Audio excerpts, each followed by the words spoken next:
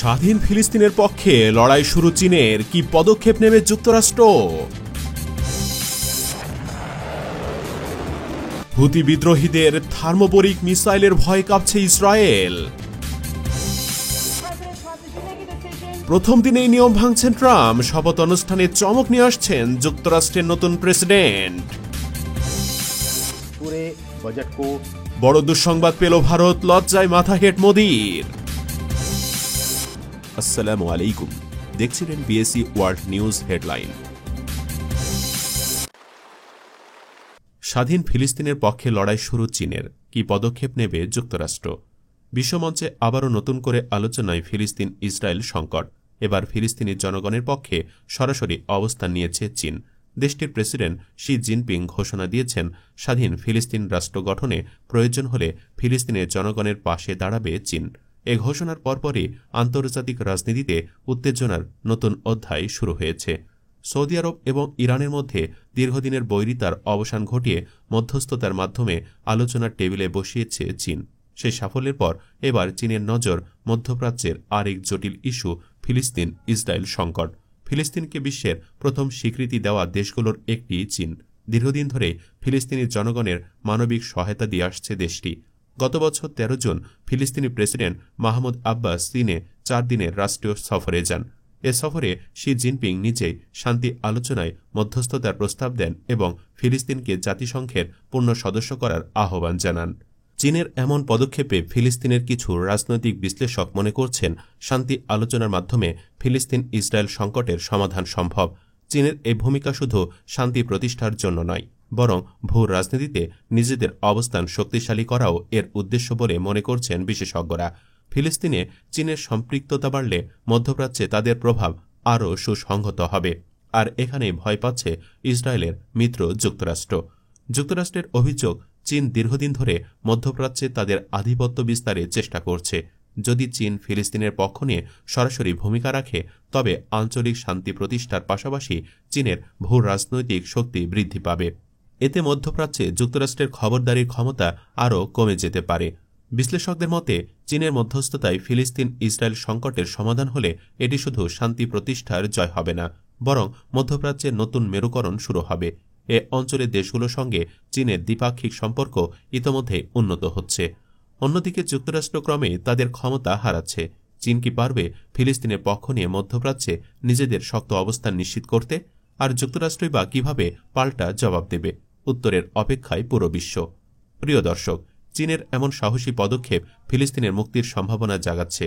আপনার মতে চীনের এই উদ্যোগ কি মধ্যপ্রাচ্যে শান্তি প্রতিষ্ঠায় কার্যকর হবে? কমেন্টে আপনার মতামত জানান। হুতি বিদ্রোহীদের থার্মোবরিক মিসাইলের ভয়ে কাঁপছে ইসরায়েল। ইসরায়েলের জন্য নতুন আতঙ্ক হয়ে উঠেছে হুতি বিদ্রোহীদের ব্যবহার করা অত্যাধুনিক থার্মোবরিক মিসাইল। সম্প্রতি ইয়েমেনি বিদ্রোহী গোষ্ঠী হুতি যোদ্ধারা ইসরায়েলের সামরিক স্থাপনায় এই মিসাইল ছুড়ে ভয়াবহ ক্ষয়ক্ষতি ঘটিয়েছে। প্রচলিত মিসাইল বা ড্রোনের চেয়ে সম্পূর্ণ ভিন্ন এবং অনেক বেশি শক্তিশালী এই প্রযুক্তি। ধারণা করা হচ্ছে ইরান বা রাশিয়ার কাছ থেকে এই মারণাস্ত্রের প্রযুক্তি হুতিদের হাতে এসেছে। গাজার অভিযান শুরুর পর থেকেই ইসরায়েলের বিরুদ্ধে হুতিদের পাল্টা আক্রমণ শুরু হয়। তাদের অস্ত্রাগারে রয়েছে বিস্ফোরক ড্রোন, ব্যালিস্টিক মিসাইল এবং হাইপারসনিক মিসাইল। তবে সবচেয়ে আলোচিত হয়েছে হুতিদের নিজস্ব প্রযুক্তিতে তৈরি হাইপারসনিক মিসাইল প্যালেস্টিন ২, যা পাহাড়ের গভীর গোপন টানেলে নির্মাণ করা হয়। তবে এবার হুতিরা প্রথমবারের মতো ব্যবহার করল থার্মোবরিক মিসাইল। পর্যবেক্ষণ সংস্থা ওয়ার মনিটর জানায়, সম্প্রতি ২টি থার্মোবরিক মিসাইল দিয়ে ইসরায়েলের সামরিক স্থাপনাকে লক্ষ্যবস্তুতে পরিণত করা হয়। এই মিসাইলের আঘাতে শত্রুপক্ষের অস্ত্রাগার ও সামরিক সরঞ্জাম ধ্বংস হয়ে যায়। প্রচলিত মিসাইলের তুলনায় থার্মোবরিক মিসাইলের কাজ করার পদ্ধতি সম্পূর্ণ ভিন্ন। সাধারণ মিসাইলের ভেতর থাকে বিস্ফোরক, কিন্তু থার্মোবরিক মিসাইলে থাকে এক্সপ্লোসিভ ফুয়েল ট্যাঙ্ক, যা ২ ধাপে কাজ করে। প্রথম বিস্ফোরণে টার্গেটের আশেপাশে বায়বীয় জ্বালানি ছড়ে পড়ে, যা মেঘের মতো আবরণও সৃষ্টি করে। দ্বিতীয় ধাপে এ জ্বালানিতে আগুন ধরে গিয়ে বিস্ফোরণ হয়, যার তীব্রতা শত্রুর অবস্থান সম্পূর্ণভাবে ধ্বংস করে দেয়। বিশ্বের বিভিন্ন দেশের সামরিক বাহিনীর কাছে এই মারণাস্ত্র রয়েছে। সম্প্রতি ইউক্রেনের বিরুদ্ধে রাশিয়া ব্যাপকভাবে এই অস্ত্র ব্যবহার করেছে। ইরানের কাছেও রয়েছে এমন মিসাইল। ধারণা করা হচ্ছে রাশিয়া বা ইরান থেকে এই মিসাইলের প্রযুক্তি হুতিদের হাতে এসেছে। হুতিদের এই অত্যাধুনিক প্রযুক্তির আক্রমণ ইসরায়েলি বাহিনীর জন্য এক নতুন ধরনের চ্যালেঞ্জ। মানবাধিকার সংস্থাগুলো এই মিসাইলের ব্যবহার নিয়ে উদ্বেগ প্রকাশ করেছে। বিশেষজ্ঞদের মতে থার্মোবোরিক মিসাইলের শক্তি শুধু সামরিক ঘাঁটি নয়, এর আশেপাশের বসবাসকারী মানুষের জন্য মারাত্মক বিপদ তৈরি করতে পারে। এই হামলার ফলে মধ্যপ্রাচ্যের রাজনৈতিক উত্তেজনা আরও বেড়েছে। ইসরায়েল কি পারবে এই ভয়াবহ আক্রমণের মোকাবেলা করতে, নাকি হুতিদের অত্যাধুনিক মিসাইল প্রযুক্তি ভবিষ্যতে আরও বড় বিপর্যয় ঘটাবে? উত্তরের অপেক্ষায় বিশ্ব। প্রিয় দর্শক, হুতিদের থার্মোবোরিক মিসাইল হামলায় ইসরায়েলি সামরিক ঘাঁটির সঙ্গে দখলদার ইহুদিদের বসতবাড়ি ও শহরও ধ্বংস হতে পারে। এই হামলায় প্রাণ হারাতে পারে হাজারো ইহুদি নাগরিক। আপনি কি মনে করেন হুতিদের এই প্রতিরোধ ন্যায়সঙ্গত? আপনার মতামত জানাতে কমেন্টে হ্যাঁ বা না লিখে সঙ্গে দিন আপনার জেলার নাম। আপনার মতামতই হতে পারে এই ঐতিহাসিক ঘটনার গুরুত্বপূর্ণ অংশ। প্রথম দিনেই নিয়ম ভাঙছেন ট্রাম্প। শপথ অনুষ্ঠানে চমক নিয়ে আসছেন যুক্তরাষ্ট্রের নতুন প্রেসিডেন্ট। ২০ জানুয়ারি ইতিহাসের সাক্ষী হতে যাচ্ছে বিশ্ব। ডোনাল্ড ট্রাম্প যুক্তরাষ্ট্রের ৪৭তম প্রেসিডেন্ট হিসাবে শপথ নিতে চলেছেন। তবে অভিষেক অনুষ্ঠানের আগেই তা নিয়ে আলোচনা তুঙ্গে। ট্রাম্প এমন এক সিদ্ধান্ত নিয়েছেন যা যুক্তরাষ্ট্রের ইতিহাসে আগে কখনো দেখা যায়নি। বিশ্বজুড়ে ট্রাম্পের অভিষেক অনুষ্ঠান ঘিরে কৌতূহল এবং উত্তেজনা বিরাজ করছে। ট্রাম্পের নির্বাচনী দলের বরাতে জানা যায়, এই শপথ অনুষ্ঠান হবে ঐতিহ্য আর আধুনিকতার মিশেলে এক নজিরবিহীন আয়োজন। তবে এই আয়োজনের একটি বিশেষ দিক ইতিমধ্যেই আলোচনার ঝড় তুলেছে। অভিষেক অনুষ্ঠানের মধ্যমণি হতে চলেছে এক নজিরবিহীন পদক্ষেপ। প্রথাগত নিয়ম ভেঙে ট্রাম্প আমন্ত্রণ জানিয়েছেন বিশ্বের বিভিন্ন দেশের শীর্ষ নেতাদের। এই তালিকায় আছেন চীনের প্রেসিডেন্ট শি জিনপিং, আর্জেন্টিনার প্রেসিডেন্ট জাভিয়ের মাইলি, ইতালির প্রধানমন্ত্রী জর্জা মেলোনি এবং ভারতের পররাষ্ট্রমন্ত্রী এস জয়শঙ্কর। যদিও চীন জানিয়েছে শি অনুষ্ঠানে উপস্থিত থাকবেন না, বরং তার প্রতিনিধি হিসাবে ভাইস প্রেসিডেন্ট বা পররাষ্ট্রমন্ত্রী যোগ দিতে পারেন। ট্রাম্পের এই আমন্ত্রণের পেছনে রয়েছে গভীর কূটনৈতিক কৌশল। নির্বাচনী দলের দাবি এটি একটি বৈশ্বিক মঞ্চ তৈরি করবে, যা মিত্র এবং প্রতিপক্ষ উভয়ের সঙ্গে সম্পর্ক জোরদারে সাহায্য করবে। এই অনুষ্ঠানে অংশ নেবেন বিশ্বের শীর্ষ প্রযুক্তি প্রতিষ্ঠান গুগল, মাইক্রোসফট, অ্যামাজন এবং শেভরনের প্রতিনিধি।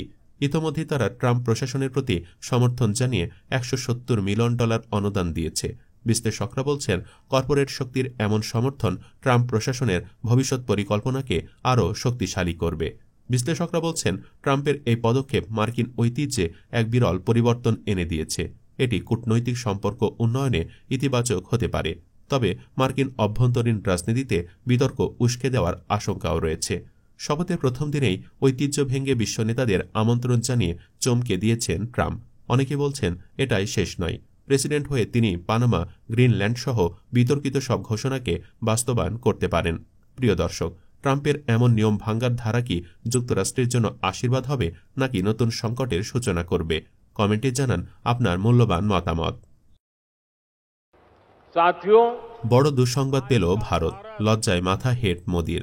বিশ্বমঞ্চে আবারও ভারতকে নিয়ে আলোচনা। সম্প্রতি এমন একটি খবর সামনে এসেছে যা ভারতীয় নাগরিকদের জন্য হতাশার কারণ হতে পারে। আন্তর্জাতিক পর্যায়ে ভারতের অবস্থান নিয়ে নতুন করে প্রশ্ন তুলছে এই তথ্য। বিশ্বজুড়ে ভ্রমণ, ব্যবসা এবং কূটনৈতিক সম্পর্কের ক্ষেত্রে একটি দেশের মর্যাদা প্রতিফলিত হয় একটি নির্দিষ্ট সূচকে, কিন্তু এই সূচকে ভারতের অবস্থান হঠাৎ করে বদলে যাওয়ার ঘটনায় বিশ্লেষকরা হতবাক। 2025 সালের হেনলি পাসপোর্ট সূচকে ভারত 85তম স্থানে নেমে গেছে, যা গত বছরের তুলনায় 5 ধাপ পিছিয়ে। ভারতীয় পাসপোর্টধারীরা এখন মাত্র 57টি দেশে ভিসামুক্ত ভ্রমণের সুযোগ পান।